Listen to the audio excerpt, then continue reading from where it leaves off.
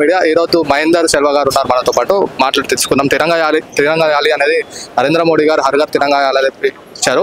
Operation సింధూర్లో భాగంగా ఇది మన జవాన్లకి నివాళిగా అర్పిస్తూ తిరంగా ర్యాలీ అనేది ప్రకటించడం జరిగింది. మహేందర్ గారితో తెలుసుకుందాం. అన్న ఎలా చూస్తున్నాం? నమస్కారం అండి. ఈరోజు ఏదైతే తెలంగాణ రాష్ట్ర వ్యాప్తంగా హర్ ఘర్ తిరంగా కార్యక్రమం సందర్భంగా తిరంగా యాత్రలు ఘనంగా నిర్వహించడం జరుగుతుంది. తెలంగాణ రాష్ట్రంలోనే కాదు, నరేంద్ర మోడీ గారు దేశ ప్రధాని అయిన తర్వాత అనేకమైనటువంటి దేశభక్తి కార్యక్రమాలు అనేకంగా చేశారు. అందులో ముఖ్యమైనది ప్రతి భారతీయుడు, ఎవరైతే భారతీయుడు అని చెప్పుకుంటున్నటువంటి వ్యక్తులు ఎవరైనా సరే వాళ్ళందరూ కూడా వారి వారి ఇంటి పైన తిరంగా ఉండాలని చెప్పేసి హర్ ఘర్ తిరంగా అనే ఒక కార్యక్రమం తీసుకొని రావడం జరిగింది.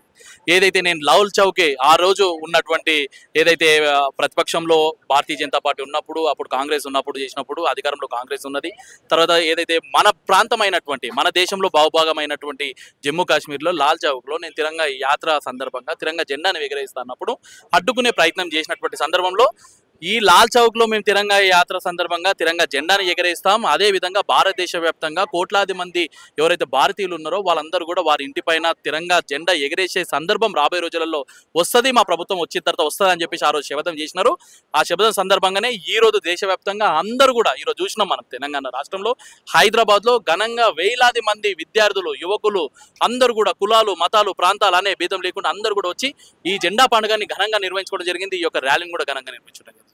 ఇది అందరూ అంటుంటారు స్వాతంత్రం వచ్చింది వచ్చింది ఇచ్చింది అనేసి అంటారు. ఎవడు కూడా మనకు స్వాతంత్రం ఊరికేనే మనకి ఇచ్చింది కాదు. స్వాతంత్రాన్ని మనం సాధించుకోవడం జరిగింది. మనం పోరాటం కొనసాగించి అనేక సంవత్సరాలు అనేక మంది బలిదానమయ్యి అనేక మంది చనిపోయి ఎంతో మంది బ్రిటిష్ వాళ్ళతో చిత్రహింసలు అనుభవించి స్వాతంత్రాన్ని మనం గుంజుకున్నాం. మనం వాళ్ళు ఇచ్చింది కాదు అదంతా కూడా. ఇది దేశ ప్రజలందరూ కూడా గమనించాలి. అందు గురించి దేశ చరిత్ర గురించి తెలుసుకునే ప్రయత్నం ప్రతి భారతీయుడు చేయాలనే ఒక ఉద్దేశంతో హర్ ఘర్ తిరంగా అనే ఒక కార్యక్రమం తీసుకొని రావడం జరిగింది. అందులో భాగంగా యువత అంతా కూడా సంతోషంగా ఈరోజు పాల్గొని విజయవంతం చేశారు. మీడియా వాళ్ళు కూడా అందరూ కూడా కింది స్థాయి వరకు కూడా ప్రచారం చేయాలి. ప్రతి ఒక్కరు కూడా ఏ విధంగా అయితే అన్ని కులాలు అన్ని మతాలు ఏ విధంగా అయితే పండుగని ఎంత గొప్పగా సెలబ్రేట్ చేసుకుంటారో ఆ విధంగానే ఇది ఒక స్వతంత్ర దినోత్సవాన్ని ఒక పండుగ వాతావరణంగా నిర్వహించుకోవాలని చెప్పేసి భారతీయ జనతా యువమోర్చా మేము పేర్కోవడం జరుగుతుంది, మేము అపీల్ చేయడం జరుగుతుంది.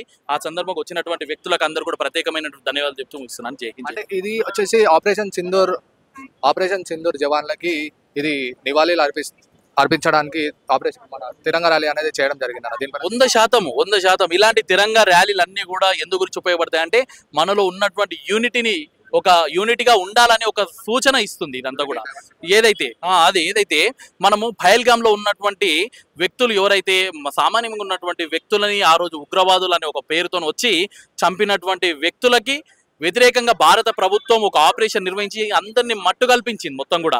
అంటే ఏ సమస్య వచ్చినా ఏ కష్టం వచ్చినా కానీ ఈ తిరంగా జెండా చేత పట్టుకొని అందరం ఒకటి కావాలి, పార్టీలకు అతీతంగా అందరం కూడా ఒకటి కావాలి, కులాలకు అన్నిటి కూడా ఒకటి కావాలి, అందరం కూడా ఒకటయ్యి ఈరోజు ఏదైతే మన భారతదేశంలో ఏదైతే మన దేశానికి వ్యతిరేక కార్యక్రమాలు నడుస్తున్నాయో వాళ్ళందరూ గుండెల్లో వణుకు పుట్టాలంటే దేశభక్తి అనేది ప్రతి యువకుల్లో రావాలని ఒక సంకల్పం తీసుకొని ఈరోజు ఇవన్నీ కూడా చేస్తూ ఉన్నాం.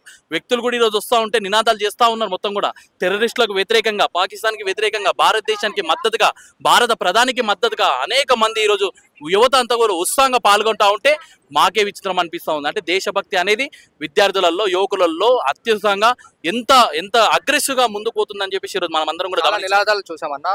భారత్ పౌరులం, భగత్ సింగ్ చెల్లెళ్ళ మనకి చాలా పెద్ద నినాదాలు చూసాం. అవును, ఏంటంటే ఈరోజు చెప్తా ఉన్నాం కదా, ఒకటి ఈ 3 రంగుల జెండా కిందికి దేశభక్తులు మొత్తం కూడా ఒకటే అవుతా ఉన్నారు. కాబట్టి దేశంలో ఉన్నటువంటి రాజకీయ నాయకులకు అందరూ కూడా ఒకటి తెలియజేస్తున్నారు. ఇప్పటికైనా పక్క దేశాలను పొగడడం, పక్క దేశాల యొక్క సంస్కృతిని మన దేశానికి రానిచ్చే ప్రయత్నం చేయడం, పక్క దేశాలకు ఒత్తాసు పలకడం మానేసి ఈ యొక్క భారతదేశానికి జేజేలు పలికితే ఆ యొక్క పౌరులందరూ కూడా మీకు రాబోయే రోజులలో మీకు కూడా మద్దతు తెలిపే ప్రయత్నం చేస్తారు. అంతే తప్ప మీరు రాజకీయాల కోసం ఈ యొక్క దేశం యొక్క పరువుని అంగట్లో పెడతామంటే ఏ పౌరుడు కూడా ఊరుకునే ప్రసక్తి లేదు. అందరూ కూడా దేశభక్తులుగా మలుగుతా ఉన్నారు. ఇంకా రాబోయే రోజులలో అగ్రెసివ్ మూవ్మెంట్స్ కూడా రాబోతాయని చెప్పేసి ఈ సందర్భంగా తెలియదు. ఇప్పుడు రాహుల్ గాంధీ గట్రా ఓట్ చోర్ అనేది కొత్తగా తీసుకొని వస్తున్నారు కదా, అది ఈ సందర్భంగా ఎందుకులేండి. ఓట్ చోర్ అనేది ఈ సందర్భంగా మనం చెప్పాల్సినటువంటి అవసరం లేదు. ఒక సింగిల్ పాయింట్లో చెప్తాను. ఏదైతే వాళ్ళ ఎవరైతే సోనియా గాంధీ గారు ఉన్నారో, ఎక్కడైతే విదేశాల నుంచి వచ్చినప్పుడు వచ్చి ఇక్కడ దిక్కు ఓటేసేటువంటి సందర్భాలలో అప్పుడు ఆమెకు ఓటు హక్కు ఉండేనా? ఆమె మన దేశస్తులే కాదు విదేశీయురాలైనటువంటి వ్యక్తి ఏ విధంగా ఓటేసింది? ఈరోజు చెప్తా ఉన్నాను. ఫస్ట్ ప్రదేశ్ సంబంధించినటువంటి అధ్యక్షులు ఎవరు కావాలి కాంగ్రెస్లో? నెహ్రూ కావాలన్నా, సర్దార్ వల్లభాయ్ పటేల్ కావాలన్నా?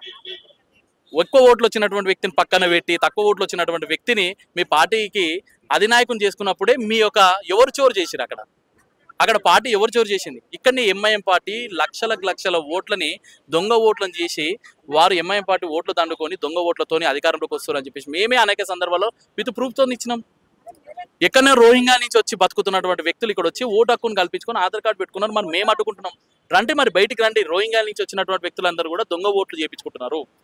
ఏదైతే ఓల్డ్ సిటీలలో ఎంఐఎం పార్టీ లాంటి వ్యక్తులందరూ కూడా దొంగ ఓట్లు చేయించి గెలుస్తున్నారు. వాటి విషయాలలో మాట్లాడండి. అంతే తప్ప ఓటు చోరు గెలిస్తే మేము గెలిచినట్టు ఓడితే మేము ఓడినట్టు అంటే కుదరదు కదా. మరి కర్ణాటకలో ఓట్ ట్రాపింగ్ జరగలేదా? మరి అదే విధంగా తెలంగాణలో జరగలేదా? అంటే గెలిచిన దగ్గర జరగనట్టు గెలిచిన ఏదైతే బీజేపీ గెలిచిన దగ్గరనేమో ఓట్ ట్యాపరింగ్ జరిగిందని చెప్పేసి భావిస్తే అది అలా విఘ్నతకే వదిలేస్తున్నాం. అదంతా. థ్యాంక్ యూ అన్న, థ్యాంక్ యూ సో మచ్.